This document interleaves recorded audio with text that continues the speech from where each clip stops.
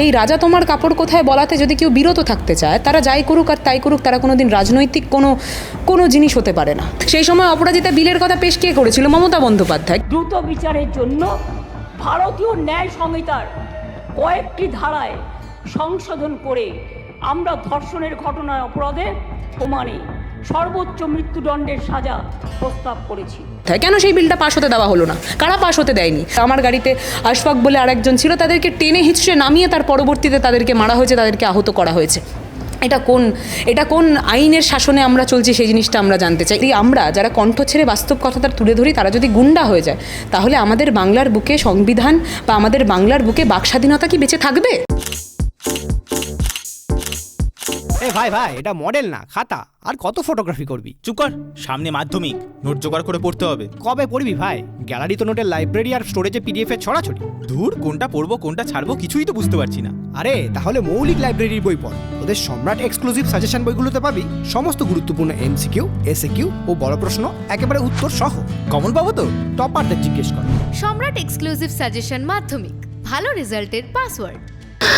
আমরা উপাসনা চৌধুরীকে দেখলাম একেবারে বারুইপুর কাণ্ডের প্রতিবাদে যে মিছিল, সেখানে সম্পূর্ণভাবে প্রতিবাদী মুখ হিসেবে। এমনও ঘটনা ঘটেছে যে আপনার যে সেই দিনকার ভূমিকা, সেই নিয়ে বিরোধী দলের একাধিক কর্তা, ব্যক্তি, নেতৃত্ব, তারাও কিন্তু ভীষণভাবে আপনাকে প্রশংসা জানিয়েছে। বামেদের বিভিন্ন নেতা, তাদেরকে আমরা দেখলাম এই পোস্টও করতে, যে মীনাক্ষী মুখোপাধ্যায় এবং উপাসনা চৌধুরীর মতো আজকে এই রকম ধরনের প্রতিবাদী মুখ চাই বিজেপির বিসর্জনের জন্য। কি বলবেন এই পুরো বিষয়টিকে নিয়ে? দেখুন, সর্বপ্রথম বলবো যে যেই ঘটনাটা ঘটছে সেটা তো মূলত বিরোধী শূন্য একটা পরিবেশ বাংলায় গড়ার চেষ্টার দিকে নিয়ে যাওয়ার চেষ্টা হচ্ছে। আমাদের সকলকে বুঝতে হবে যে বিরোধীদের কিন্তু কণ্ঠস্বরটা তীব্র হোক, সেই জিনিসটা ভীষণ প্রয়োজন এখন। তো সেটার জন্য যদি হায়নাদের দলের মাঝখানে একজনকে, দুজনকে বা যত সংখ্যক মানুষজনকে থাকতে হয়, তাদেরকে কিন্তু থাকতে হবে, পিছুপা হটলে হবে না। এবং আগের দিনে যে ঘটনাটা ঘটেছে সেটা যেন সমান দৃশ্যই আমাদের সকলের চোখের সামনে উঠে আসলো। যে কথাটা দিয়ে তুমি শুরু করলে, যে যেই বিষয় নিয়ে আমরা পথে নেমেছিলাম নয়নিকা, সেই বিষয়টা তো শুধুমাত্র উপাসনা কেন্দ্রিক বা একজন দুজন মেয়ে কেন্দ্রিক নয়, সেটা তো বাংলার প্রত্যেকটা মহিলা, প্রত্যেকটা নাগরিক কেন্দ্রিক। সেটা প্রত্যেকটা দাদা ভাই বোনেরাও কেন নেমেছিল? যাতে তাদের বোনেরা সুরক্ষিত থাকতে পারে, যাতে আমার বাংলার পরিবেশটা সুরক্ষিত হতে পারে। আমরা কি নিয়ে প্রশ্ন তুলছিলাম? আমরা বারবার একটা কথা বলছিলাম যে নতুন সরকার আসার পরবর্তীতে 12-13টা রেপের মতো ঘটনা ঘটে গেছে, কিন্তু সেটা নিয়ে মৌনব্রত পালন করছে বিভিন্ন মেন স্ট্রিম মিডিয়া চ্যানেল, মৌনব্রত পালন করছে আজকে যারা সরকারে বসে আছে তারা।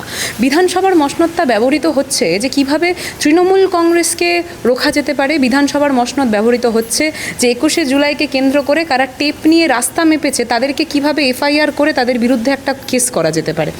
আমাদের সকলকে বুঝতে হবে যে যারা ভয় দেখানোর চেষ্টা করছে, তাদের ভয়তে কিন্তু এই কর্মীরা ভয় পায় না, নেতারা ভয় পেতে পারে। দিদিমণি বরাবরই একটা কথা বলেন যে নেতারা ভয় পান, নেতারা পালিয়েও যান, কিন্তু কর্মীরা কিন্তু পালায় না, কর্মীরা কিন্তু মাঠে ময়দানেই থাকে। এবং সেই জিনিসটাই আবারও আমাদের সকলকে, যারা কর্মীরা রয়েছে, যারা ইয়াং জেনারেশন রয়েছে, সকলকে সেটার পুনরাবৃত্তি করতে হবে। মমতা বন্দ্যোপাধ্যায় একসময় লড়াই করেছেন, আমরা দেখেছি যে বিভিন্ন নেতা নেত্রীরা রাস্তায় পথে নেমে তার পরবর্তীতে লড়াই করেছেন, তারা মার খেয়েছেন, তাদের উপর অনেক পৈশাচিক অত্যাচার হয়েছে, কিন্তু তার পরবর্তীতেও তো তারা লড়াই থেকে পিছুপা হয়নি। আমি দেখতে পাচ্ছিলাম যে ওই বিজেপির যেই মিডিয়ার যেই গোটা আইটির যেই জায়গাটা রয়েছে, ওদের আইটি সেল নিয়ে গোটা বিষয়টা যেন একটা হাস্যকর প্রবৃত্তিতে ঠেলে দেওয়ার চেষ্টা হচ্ছিল। আরে ভাই, তোরা যেই লড়াইটা দেখিসনি, তোরা যেই লড়াইটা করতে ভয় পাস, আমরা সেই লড়াইটা বুক চিতিয়ে করি, সকলে করছি। আমি এত সুন্দর দিকটা, যখন এটার মধ্যে একটা সুন্দর দিক রয়েছে, সেই সুন্দর দিকটা কি? সেখানে উপস্থিত একটা কর্মীও সেখান থেকে পালিয়ে যায়নি, বুক ঠুকে লড়াই করেছে, বুক ঠুকে সেই মাটি কামড়ে সেখানে পড়েছিল। এবং তাই জন্যে তুমি যে ইন্টারভিউটা নিচ্ছ, সেখান থেকে আমি তাদেরকে স্যালিউট জানাতে চাই। এই কর্মীরাই তো আমার দলের সম্পদ, এই কর্মীরাই তো আমার পতাকাটাকে এগিয়ে নিয়ে এসছে এতদিন, এই কর্মীরাই আমার পতাকাটাকে এগিয়ে নিয়ে যাবে। যেই গুন্ডাদের দল সেই দিন আমাদেরকে ঘিরে নোংরামিটা করলো, আমাদের সহযোদ্ধাদের কন্টিনিউয়াস আক্রমণ করে গেল, সহযোদ্ধাদের গায়ে নাকল দিয়ে তার পরবর্তীতে মারা হচ্ছে। আমরা এই দৃশ্য আমাদের চোখের সামনে হয়েছে যে আমাদের ছেলেগুলোকে, ভাইগুলোকে সেখানে টিউবলাইট দিয়ে তাদের পায়ে টিউবলাইট ভাঙা হচ্ছে, এই দৃশ্য হয়েছে। তোমরা সেই দৃশ্য তুলে ধরেছো, বিভিন্ন যেই ডিজিটাল মিডিয়া পোর্টালসরা রয়েছে তারা সেই দৃশ্য তুলে ধরেছে। আমি বারবার সকলকে একটা কথা বলবো যে এই লড়াই আমাদেরকে চালিয়ে যেতে হবে। যারা ভয় দেখানোর চেষ্টা করছে সেই শাসকের চোখে চোখ মিলিয়ে আমাদেরকে বলতে হবে রাজা তোমার কাপড় কোথায়, এবং সেই রাজা তোমার কাপড় কোথায় বলাতে যদি কেউ বিরত থাকতে চায়, তারা যাই করুক আর তাই করুক, তারা কোনো দিন রাজনৈতিক কোনো জিনিস হতে পারে না, তারা রাজনৈতিক কোনো ব্যক্তি হতে পারে না। কারণ যারা রাজনৈতিক ব্যক্তি তারা কোনো দিন ভয় পায় না।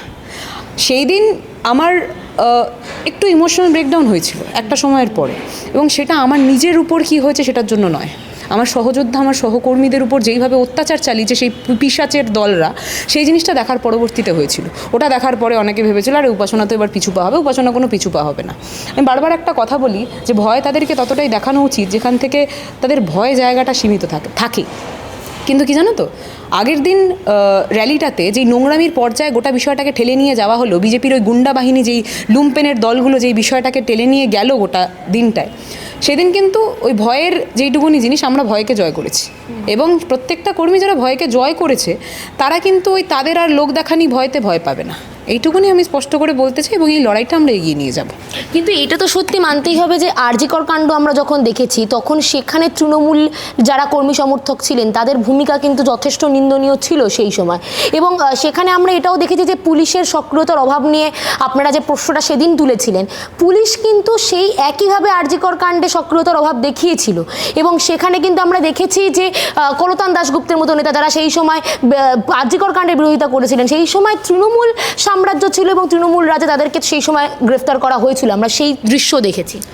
এখন যাদের বিরুদ্ধে আমরা কথা বলছি অনেকের কণ্ঠস্বরে আমি স্পষ্ট করে দিতে চাই, সেই দিনের যে কর্মক্ষেত্রটা তুমি বললে যে তৃণমূল কিছু কর্মীরা সেখানে ছিল, তাদের কর্মক্ষেত্রটা নাকি নিন্দনীয় ছিল, আমি সেখানে স্পষ্ট করে বলে দিই তৃণমূলের কিছু নেতারা ছিল যারা ধান্দাবাজ, এবং সেই নেতারা আজকে বিভিন্ন জায়গায় পোল্টি মারছে, সেই নেতাদেরকে আমরা এখন সেই জায়গাটাতেই বসাচ্ছি। তো তারা নোংরা কাজটা করেছে, সেই নোংরা কাজটা এই জায়গাটা কাটবো, চলো এগো এই জায়গাটা একটু কেটে দিস।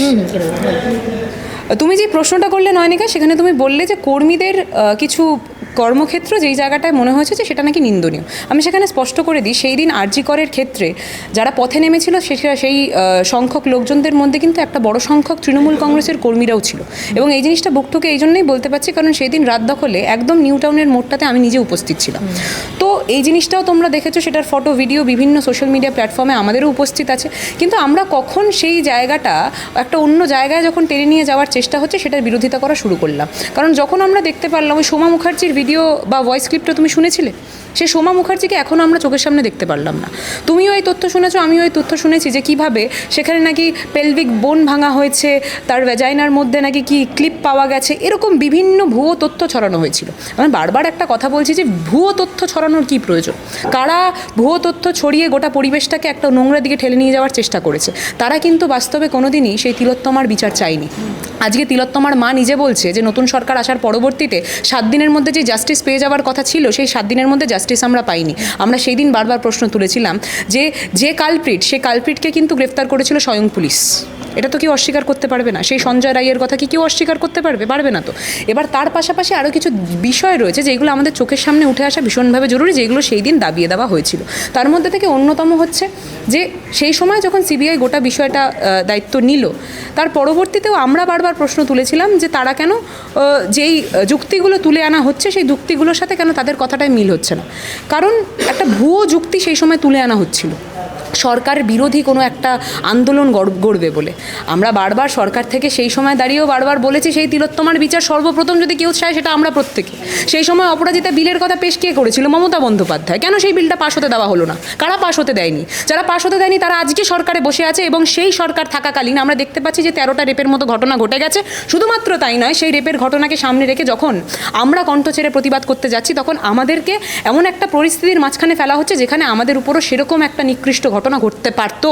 বারবার বলছি, সেখানে এত সংখ্যক মহিলারা ছিল, সকলকে টেনে টেনে নিয়ে গিয়ে তার পরবর্তীতে অন্য জায়গায় আমাদের ছেলেপুলেদেরকে আলাদা করে নিয়ে গিয়ে, আমাদের কর্মী সমর্থকদেরকে আলাদা করে নিয়ে গিয়ে তার পরবর্তীতে ফেলে রাস্তায় মারা হয়েছে। তোমরা দেখেছো যে আমার গাড়িতে সুমিত বলে একজন ছিল, সুমিতদা ছিল, আমার গাড়িতে আশফাক বলে আরেকজন ছিল, তাদেরকে টেনে হিঁচড়ে নামিয়ে তার পরবর্তীতে তাদেরকে মারা হয়েছে, তাদেরকে আহত করা হয়েছে। এটা কোন আইনের শাসনে আমরা চলছি সেই জিনিসটা আমরা জানতে চাই। এই জিনিসটাও তোমাদের এই চ্যানেলে স্পষ্ট করে দেওয়া ভীষণভাবে জরুরি যে সেই দিন কিন্তু আমরা ল মেনে আইন মেনে তার পরবর্তীতে মাঠে নেমেছিলাম, তাই তো? সেই দিন কিন্তু কোর্ট পারমিশন দিয়েছিল যে সেই গোটা রাস্তাটা খালি রাখতে হবে। সেই গোটা রাস্তাটা কি খালি ছিল? বারবার এই প্রশ্নটা করেছিলাম।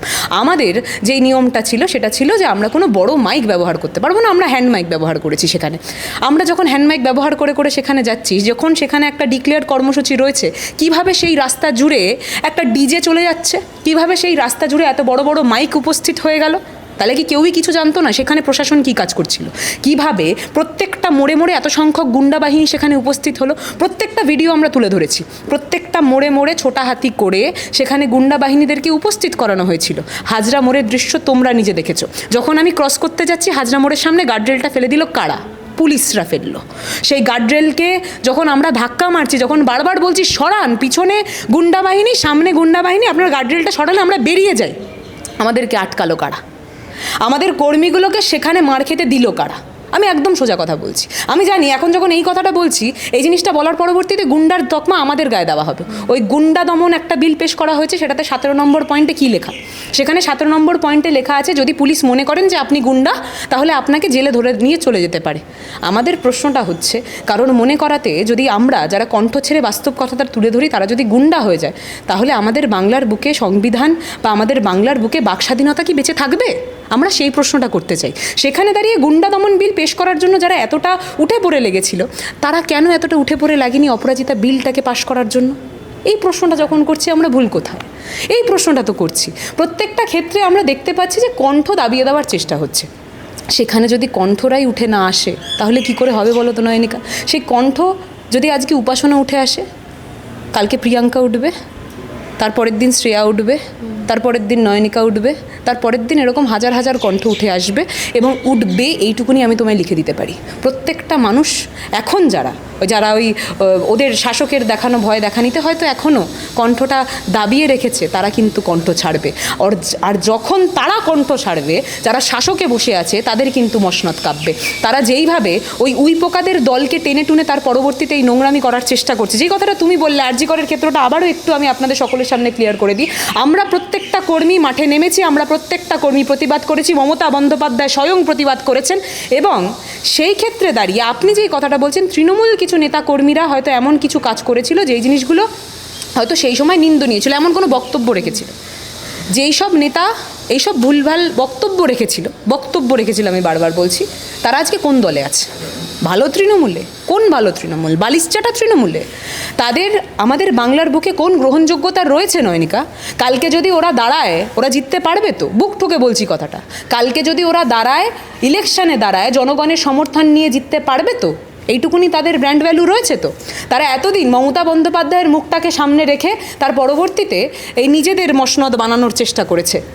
আজকে যারা লড়াইটা করছে, তারা জনগণের জন্য লড়াইটা করছে, তারা কোনো মসনদ বানানোর লড়াইতে নেই।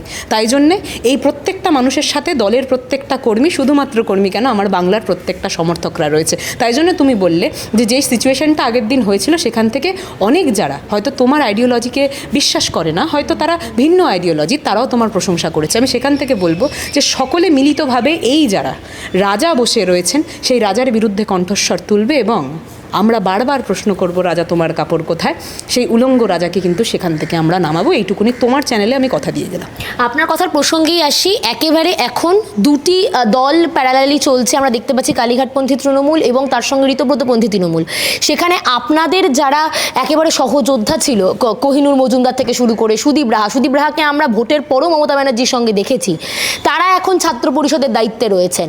এই যে পরিস্থিতি, হঠাৎ তারা দল পরিবর্তন করে তারা এখন সেখানে ছাত্র পরিষদের দায়িত্ব নিয়েছেন, কি বলবেন পুরো বিষয়টিকে নিয়ে? যে নিজের ধান্দা দেখে তার পরবর্তীতে দল পাল্টায়, সে কোনোদিন আমার সহযোদ্ধা হতে পারে বলে আমি মনে করি না। তো এটা স্পষ্ট উত্তর এটা। এবং তার পাশাপাশি যারা দায়িত্ব পেয়েছেন, যারা পদটা ভিন্ন করে নিয়েছেন শুধুমাত্র নিজেদের ধান্দার জন্য, আমি বলবো আপনারা এইভাবেই নিজেদের ধান্দাটা দেখতে থাকুন। আমরা তো বোকা মানুষ, আমরা না হয় মানুষের জন্য কাজ করতে থাকি, এইভাবেই মাঠে ময়দানে পড়ে লড়াইটা করতে থাকি। কিন্তু বারবার একটা কথা বলবো যে যারা শুধুমাত্র নিজেদের কথা ভাবে, তাদের সাথে জনগণ থাকে বলে আমি মনে করি না। আজকের দিনে দাঁড়িয়েও আপনারা হয়তো বড় বড় সিকিউরিটি পাবেন, বড় বড় টাকা পয়সা নিজেদের ব্যাঙ্ক অ্যাকাউন্টে পেয়েছেন, কিন্তু আমাদের ক্ষেত্রটা কি জানেন তো? আমরা যে জিনিসটা পেয়েছি বা পাবো, সেই সেই জিনিসটা আপনারা পাওয়ার যোগ্যই নয়, সেটা হচ্ছে জনগণের ভালোবাসা। তাই যারা পেয়েছে তারা ভালো থাকুক, কিন্তু আমরা যারা রয়েছি, যারা লড়াইটা করছি, তারা বুক চিতিয়ে লড়াইটা করব, কারণ আমাদের সামনে যিনি রয়েছেন ওই মানুষটার নাম মমতা বন্দ্যোপাধ্যায়। ওনার পরিচয়টাই কিন্তু উনি স্ট্রিট ফাইটার, তাই তো? তোমরা বিভিন্ন ইন্টারভিউতে তোমরাই পরিচয় সেইভাবেই পেশ করেছো মমতা বন্দ্যোপাধ্যায়ের, এবং সেই স্ট্রিট ফাইটারকে আমরা চিনি। সেই মানুষটার নেতৃত্বে আমি মনে করি যে আগামী দিনে নতুন প্রজন্ম যারা রয়েছে তারা সেইভাবে রাজনীতিটা শিখবে, তারা ধান্দাবাজিটা শিখবে না। এবং যারা ধান্দাবাজি শেখানোর জন্য, যারা ধান্দাবাজির মূল একটা এপিটোম হয়ে আমাদের সকলের সামনে উপস্থিত হয়েছিল, তারা যে আজকে সকলে বিদায় নিচ্ছে সেই জায়গার ক্ষেত্র থেকে আমি বলবো, যারা এই ধান্দাবাজদেরকে নিয়ে নিজেদের সংসার গড়ার চেষ্টা করছে তাদেরকে ধন্যবাদ।